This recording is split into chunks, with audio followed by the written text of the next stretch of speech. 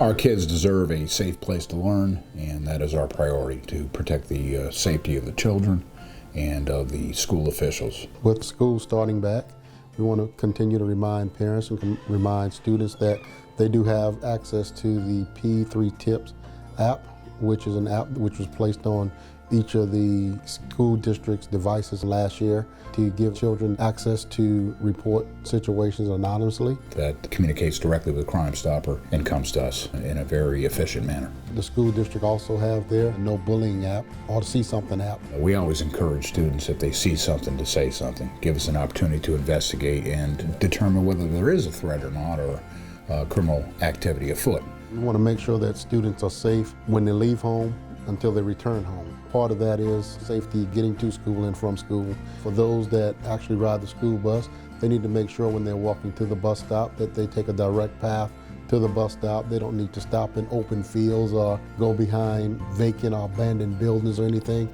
If those are in their path to school, they need to make sure that they walk a safe distance on the side of the roadway, especially if there are no sidewalks. And they need to make sure that they walk in pairs if they can. We want to make sure that they don't talk with any strangers, they don't get in any strange vehicles, and don't let anyone entice them to do so. If they need to run away from a situation, they need to do that.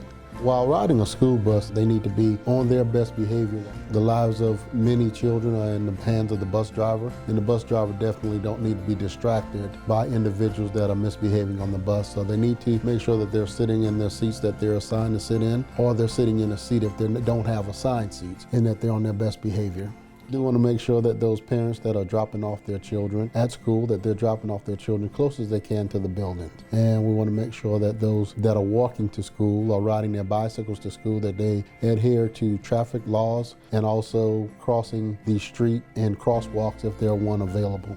No one wants to get a ticket for passing a stopped school bus. In the state of South Carolina, if there's a divided road or if there's a raised median, concrete median or multi-lane roads, vehicles that are traveling in opposite direction of the school bus don't have to stop for that stopped school bus. However, those that are traveling in the same direction of the school bus must stop for the school bus. If there is a two-lane road where traffic is just two lanes, you do have to stop for that stopped school bus. When you go into a school zone, those school zones are posted. Some of them have flashing lights telling you that between certain hours of the day that the speed limit is reduced. The drivers definitely need to adhere to those speed limit signs. Buses are in and out of the school zones. Parents that are dropping off their children are in and out of the school zone. So as we operate our motor vehicles in and out of those areas, and pay close attention to the posted speed limit signs during that time. They do need to have a number that they can access either their parent, guardian, or some other responsible or trusted adult, just in case something happens. So they do need to know how to access 911, know what their address is, and know how to explain a situation going on with them.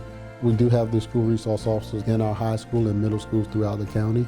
In addition to the school resource officers, we do have the community resource officers. This year, we're doing something new with the community resource officers. We are going to present a series of 4 classes in all the 5th grade classes in the school district.